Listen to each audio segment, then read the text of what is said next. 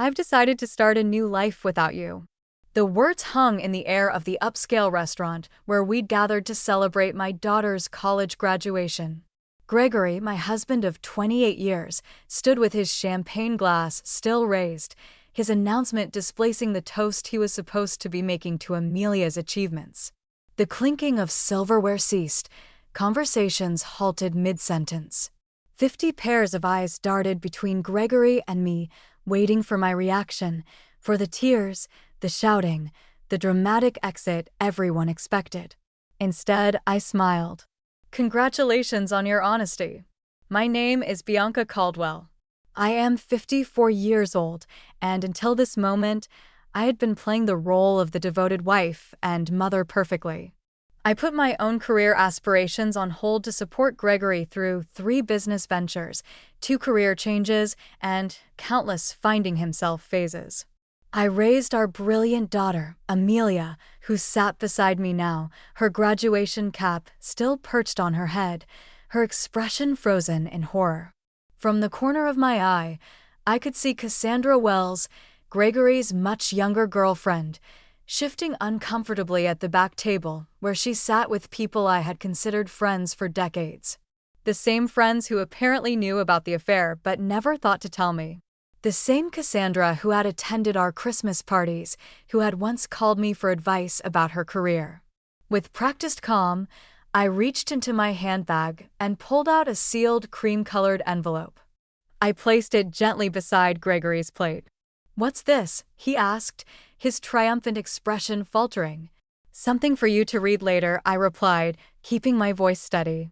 I turned to Amelia, whose face had gone pale. I kissed her cheek. "I am so proud of you, sweetheart. This day is still about your accomplishment." Then I stood, smoothed my dress, and addressed our stunned guests. "Please enjoy your meal. I wish you all a lovely afternoon." With that, I walked out of the restaurant, my head held high, feeling 50 pairs of eyes following me. The heavy door swung shut behind me, cutting off the beginning of anxious murmurs.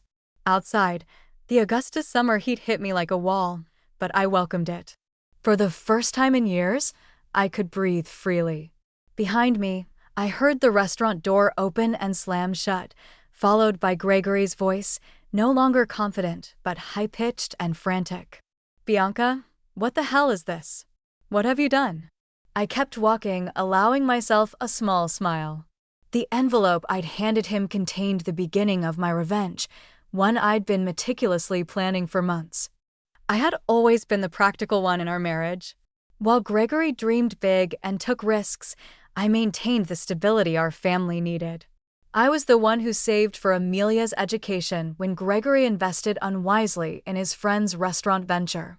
I was the one who worked extra hours as a finance manager at Truvanta Corp when his midlife crisis led him to quit his stable position to follow his passion selling handcrafted furniture, a passion that lasted approximately 6 months before he grew bored. My own dreams of opening a financial consultancy for women were perpetually on hold after Amelia graduated. I told myself, after Gregory finds stability. 3 months ago, I noticed discrepancies in our joint accounts, small transfers to an account I didn't recognize. Having spent 20 years managing our family finances, these irregularities stood out like red flags. I could have confronted Gregory immediately, but something held me back. Perhaps it was intuition, or perhaps it was the growing distance between us over the past year. Instead, I began quietly investigating. What I discovered was worse than I imagined. Gregory had been systematically moving funds to a separate account for over a year. He had also been taking Cassandra to expensive restaurants, purchasing jewelry, and looking at beachfront property, all while telling me we needed to tighten our belts for retirement. Then came the text messages I discovered when Gregory left his phone unlocked, messages about their new life together, messages about how he was finally breaking free, messages about their plans for the day after Amelia's graduation, the day he had chosen to make his grand exit from our marriage. What Gregory had forgotten, or perhaps never fully grasped, was that I had been a financial professional for 30 years. I understood money trails. I knew how to trace assets. And most importantly, I remembered the prenuptial agreement we had signed 28 years ago when I had more family money than he did. The agreement he had insisted upon, ironically to protect his future earnings, contained a fidelity clause that would prove to be his undoing.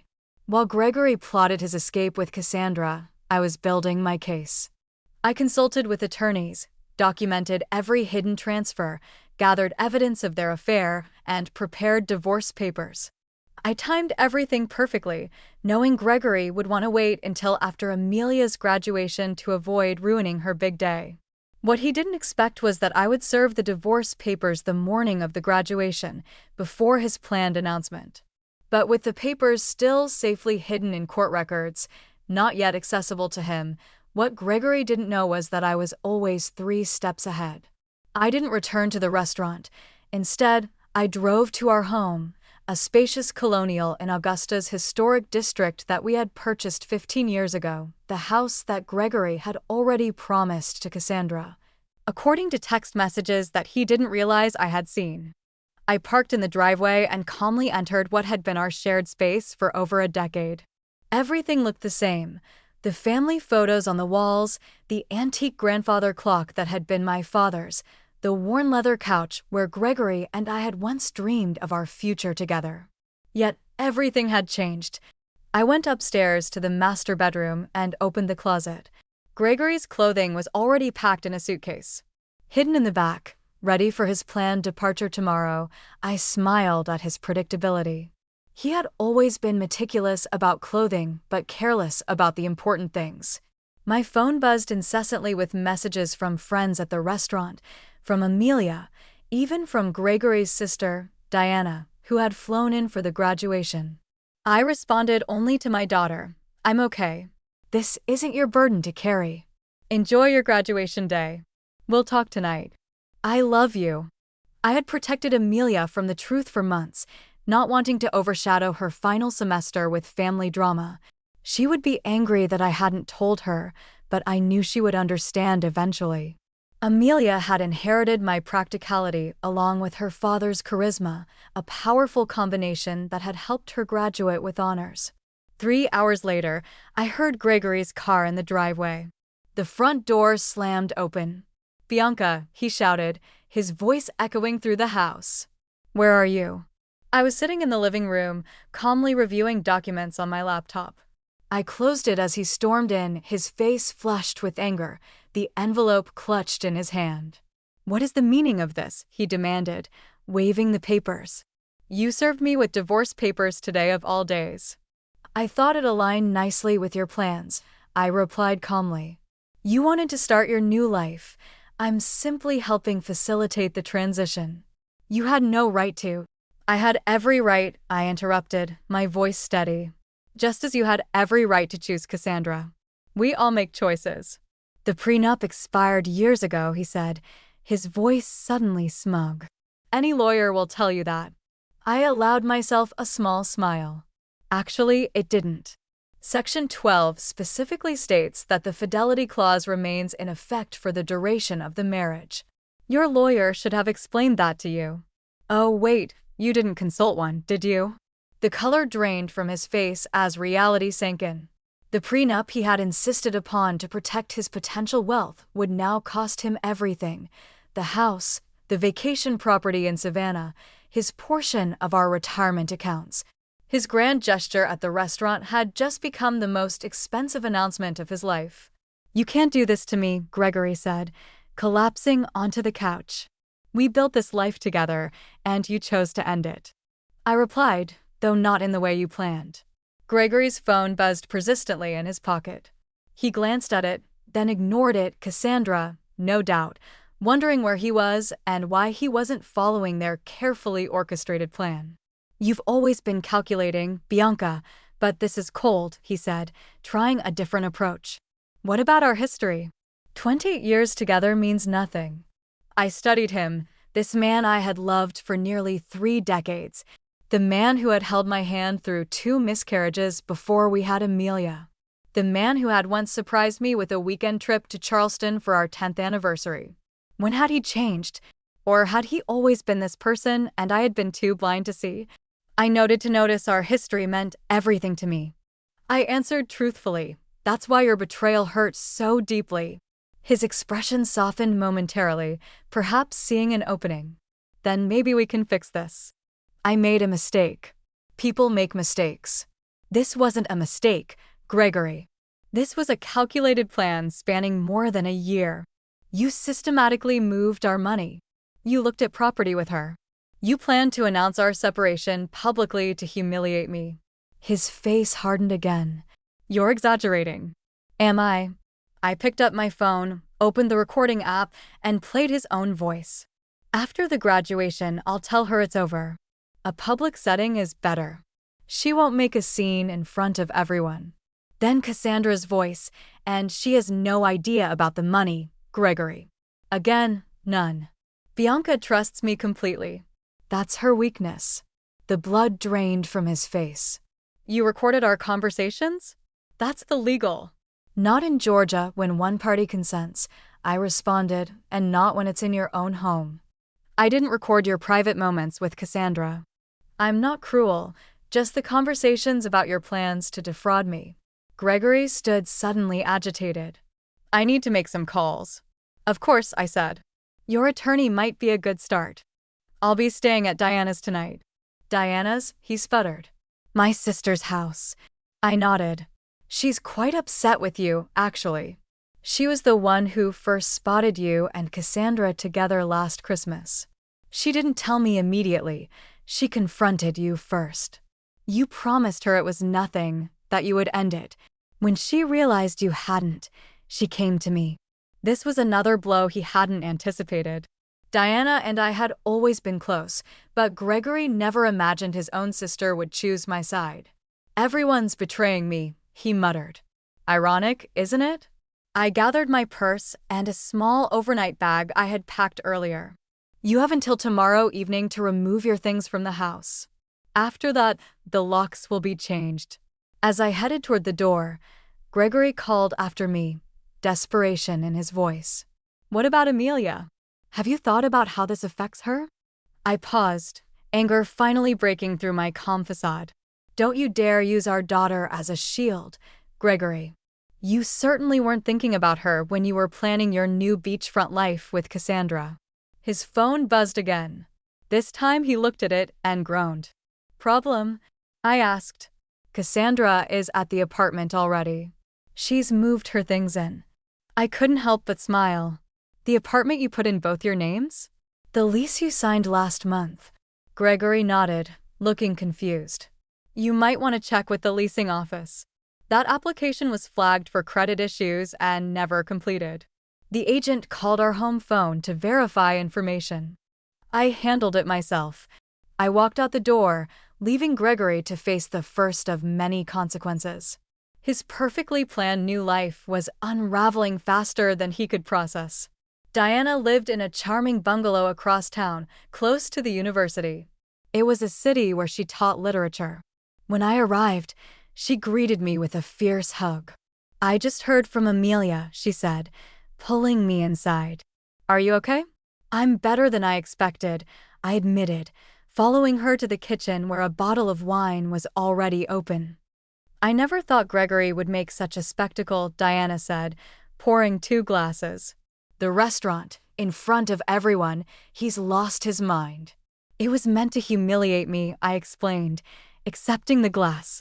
A public rejection, so I couldn't fight back without looking hysterical. Diana's face darkened. My brother always did have a flair for drama, but this is beyond anything I expected from him. We settled in her sunroom, surrounded by potted plants and bookshelves. Diana had never married, preferring her independence and academic pursuits. Over the years, I had sometimes envied her freedom. What did you put in that envelope that made him so upset? She asked. I explained the contents, the divorce filing, the evidence of his financial deception, and most importantly, the prenuptial agreement that would leave him with far less than he had planned. The prenup? Diana mused. I remember when he insisted on it. Father had just given him that money for his first business, and he was so worried about protecting it. She laughed bitterly. The irony is delicious. My phone rang. It was Amelia. I took a deep breath before answering. "Mom," she said immediately, her voice strained. "I'm coming over to Aunt Diana's." "Honey, you don't have to," I started, but she interrupted. "Dad is telling everyone you've lost your mind, that you've been planning this for months. He's saying horrible things." Of course he was. Gregory always rewrote narratives to cast himself as the victim. "Let him talk," I said.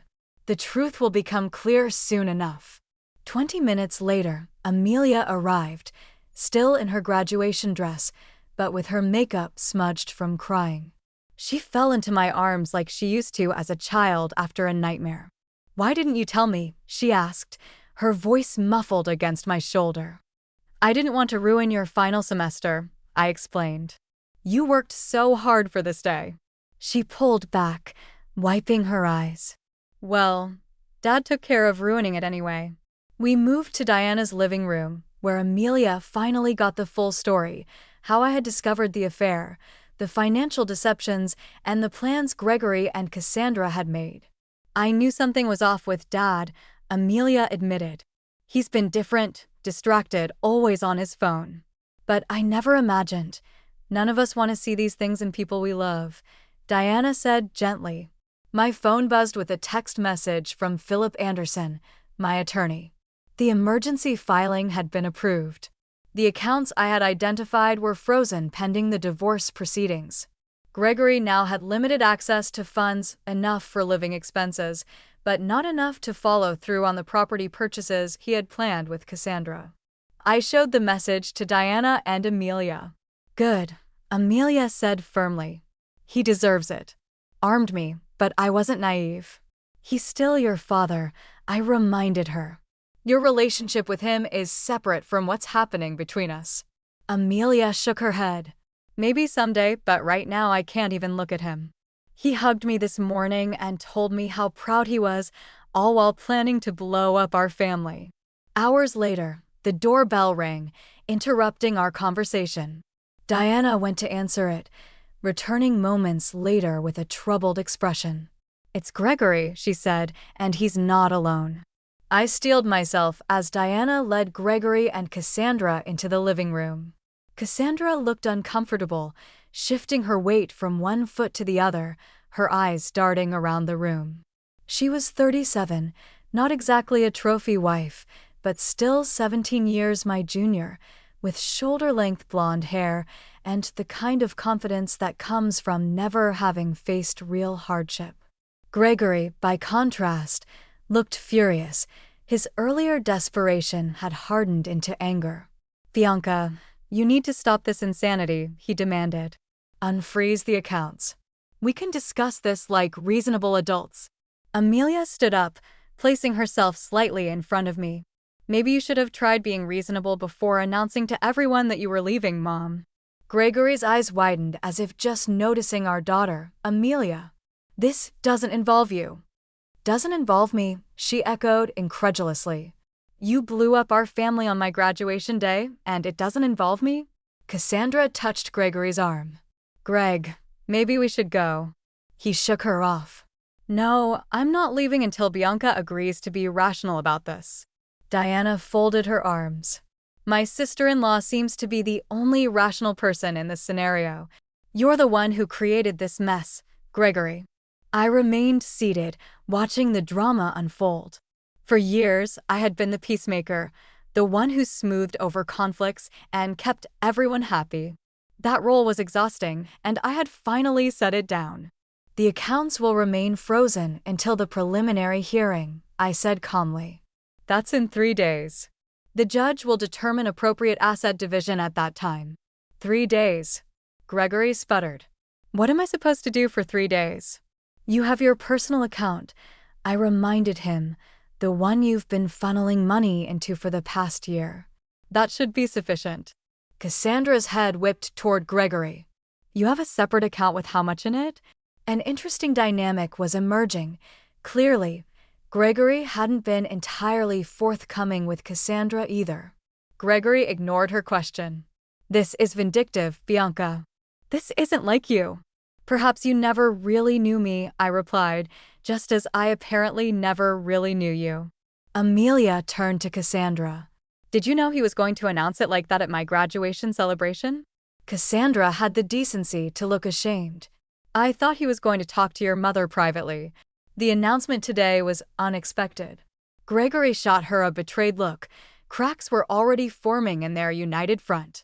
I think you both should leave, Diana said firmly. You've upset Amelia enough for one day, Amelia. Gregory pleaded. You understand that relationships change, don't you? Sometimes people grow apart. My daughter's face hardened in a way I had never seen before. What I understand is that you're a coward who couldn't even give Mom the dignity of a private conversation. What I understand is that you were stealing from our family while I was working 2 jobs to help pay for my textbooks because you said money was tight. That's not how it was, Gregory pouted. It's exactly how it was, Amelia cut him off. Please leave, Dad. I can't look at you right now. The silence that followed was deafening. Finally, Gregory turned to go, Cassandra trailing behind him. At the door, he paused and looked back at me. This isn't over, Bianca. I'll fight you on this. I met his gaze steadily. You're welcome to try. After they left, Amelia collapsed next to me on the sofa, tears streaming down her face. I've never talked to Dad like that. I wrapped my arm around her shoulders. Sometimes standing up for what's right is painful. Diana brought us fresh glasses of wine. To new beginnings, she said, raising her glass. Indeed, I thought this ending was just the beginning of something new. The preliminary hearing took place in a small courtroom on a rainy Tuesday morning. I arrived with my attorney, Philip, while Gregory came with a lawyer he had hastily retained, a young associate from a firm that specialized in corporate law, not family matters. Gregory's poor choice of representation was yet another consequence of his rushed planning. The judge, an older woman with sharp eyes and no patience for dramatics, reviewed the prenuptial agreement carefully. This document appears to be in order, she said, looking over her reading glasses at Gregory's attorney. Do you contest its validity? The young lawyer cleared his throat. Your Honor, we believe the agreement has expired due to the length of time that has passed. Section 18 clearly states that the duration is for the term of the marriage plus any legal proceedings resulting from its dissolution. The judge read aloud, there is no expiration date indicated. Gregory leaned forward to whisper urgently to his lawyer, who looked increasingly uncomfortable. Furthermore, the judge continued, the evidence of systematic fund transfers appears to violate the financial disclosure requirements in Section 23. She shuffled through the papers, then looked up. I am ruling to maintain the freeze on joint accounts pending full financial discovery. Mr. Caldwell's personal account will remain accessible to him. The family home will remain in Mrs. Caldwell's possession during proceedings, as stipulated in the prenuptial agreement's infidelity clause. Gregory's face flushed dark red. This is outrageous, he muttered, loud enough for me to hear. The judge fixed him with a stern look. Mr. Caldwell, I suggest you review the agreement you signed more carefully. This court will reconvene in 30 days for the full hearing, after discovery is complete. As we left the courtroom, Gregory caught up to me in the hallway. Bianca, please, we need to talk about this reasonably.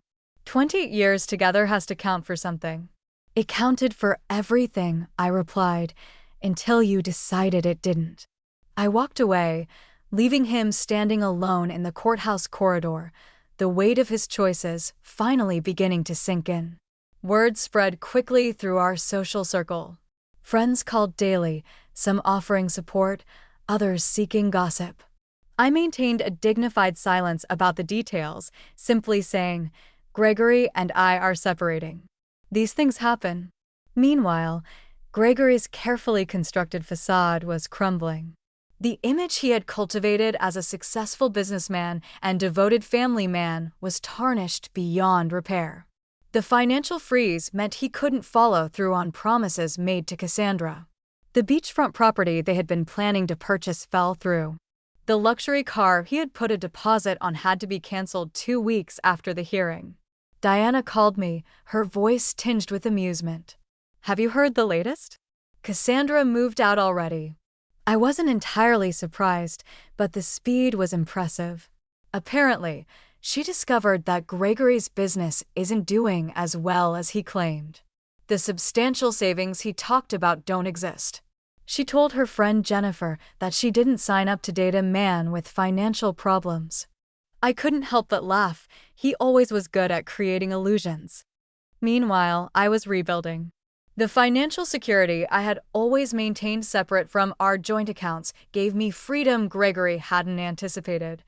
I rented a small office space downtown and began setting up the consultancy I had dreamed about for years. My first clients were two women going through divorces of their own. Word of mouth brought more. I specialized in helping women understand their finances during major life transitions, divorces, widowhood, career changes. The work was immediately fulfilling in a way my corporate job never had been. Amelia, who had accepted a job with a marketing firm in Charleston, called me regularly. I'm so proud of you, Mom, she told me after I described my growing client list. You're helping people during their worst moments. I'm just doing what I wish someone had done for me earlier, I replied. Preparing women for whatever might come, being needed for my expertise rather than my caregiving, was a novel and empowering experience. The final divorce hearing fell on what would have been our 29th anniversary, a fitting end to a chapter of my life that had lasted nearly 3 decades. Gregory arrived looking haggard. I later learned that his business was struggling without my financial support and guidance. Cassandra was long gone, already dating a real estate developer from Savannah. Most of our mutual friends had distanced themselves from him after learning the full story of his deception. The judge upheld the prenuptial agreement in its entirety.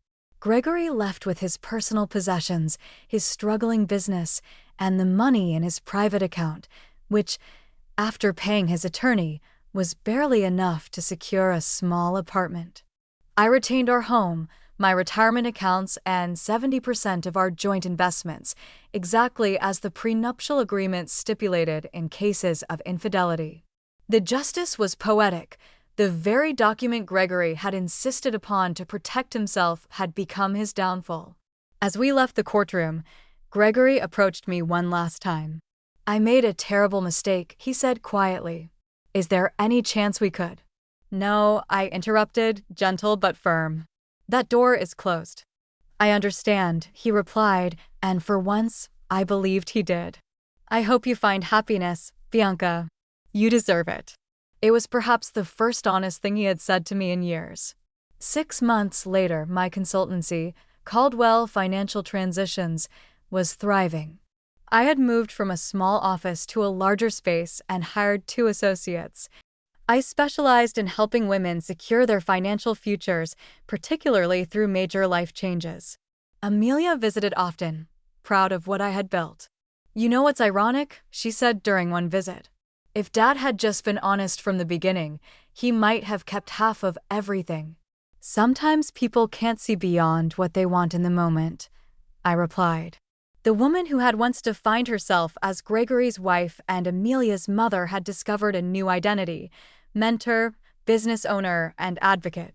The envelope I had handed Gregory at the restaurant hadn't just been my escape plan, it had been the key to a door I never knew existed. Behind it, I found not just revenge, but reinvention. In securing my financial future, I had also reclaimed something far more valuable: myself.